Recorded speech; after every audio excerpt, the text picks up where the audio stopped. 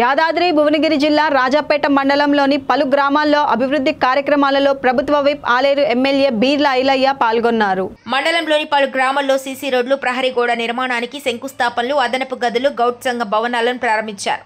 రాజాపేట మండలంలోని సింగారం, కుర్రారం గ్రామంలో water plant ప్రారంభించి, నేమిల గ్రామంలో సీసీ రోడ్డును ప్రారంభించి ప్రభుత్వ పాఠశాలలో ప్రహరీ గోడ నిర్మాణానికి శంకుస్థాపన చేశారు.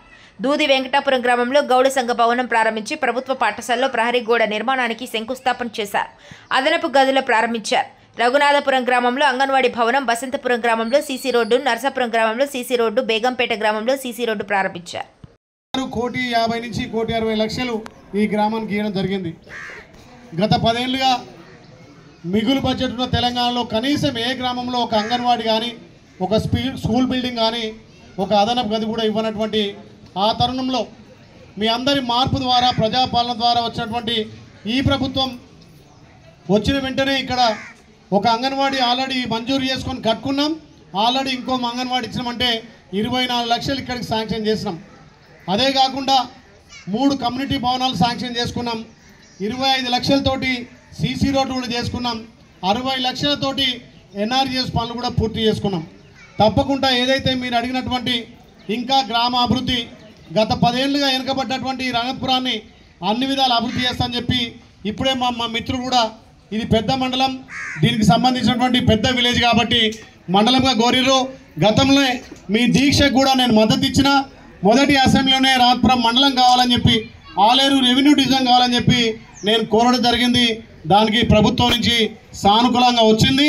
కొత్త మండలాలు, కొత్త రెవెన్యూ డివిజన్ చేసినప్పుడు తప్పకుండా దీన్ని కూడా మండలంలో చేస్తానని చెప్పి మాటిస్తూ, ఈ గ్రామం మీ బిడ్డగా, మీ కొడుకుగా ఆదరించి మంచి మెజార్టీ ఇచ్చి గెలిపించారు.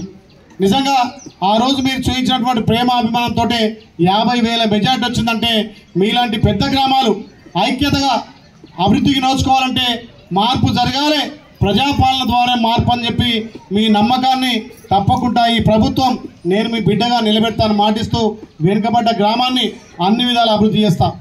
అప్పుడు ఈ కరెంటు ఇళ్ల మీదకి వెళ్ళిపోతే నిజంగా ఆ మహిళను చూసి నాకు ప్రాణం చలించిపోయింది. ప్రాణంతో ఉందా, చనిపోయిందా? ముందు కదా చనిపోయింది. అంటే ఆ వైర్లు అప్పుడే ఆ ప్రభుత్వాలు తీసుంటే ఆ కుటుంబం చనిపోయేది కాదు. అందుకే ఇమీడియట్లీ దానికి అమౌంట్ శాంక్షన్ చేసి, అమౌంట్ రాకున్నా సరే కాంట్రాక్ట్ నిలబెట్టి ఆ లైన్ షిఫ్ట్ చేసినాం, ఆ ట్రాన్స్ఫార్మర్లు బిగించినాం. అదే మాదిరిగా ఈ గ్రామాన్ని అన్ని విధాలు అభివృద్ధి చేస్తా అని చెప్పి మీకు మాటిస్తూ, ఈ జిల్లాకే పేరు చేసినటువంటి ఈ గ్రామంలో ఉన్నటువంటి స్కూల్ కానీ ఈ ఉపాధ్యాయుల సహకారంతో స్ట్రెంత్ ఎక్కువ పెంచారు. ప్రజాపాలనలో గౌరవ ముఖ్యమంత్రి విద్యకు, వైద్యకు పెద్దపీట వేస్తున్నాడు. మరి గతంలో ఉన్నటువంటి స్ట్రెంత్ కంటే కూడా విద్యార్థుల స్ట్రెంత్, అడ్మిషన్లు పెరిగినాయి. కాబట్టి తప్పకుండా ఈ స్కూల్కు సంబంధించినటువంటి డెవలప్మెంట్ యాక్టివిటీస్ అవసరమైతే ఇంకోటి కూడా అదనపు గది అంగన్వాడీ కూడా మంజూరు చేస్తా అని చెప్పి తెలియజేస్తూ, మా అక్క చెల్లెలు బస్సు అడుగుతున్నారు. మరి అక్క చెల్లెలకు ఫ్రీగా ఇచ్చినాం కాబట్టి బస్సులన్నీ నిండిపోతున్నాయి. ఇంకా బస్సులు కావాల్సిన అవసరం ఉంది.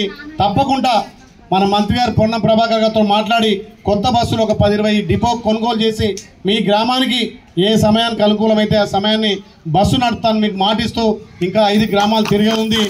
4 గంటలకు భోజనం చేసినట్టు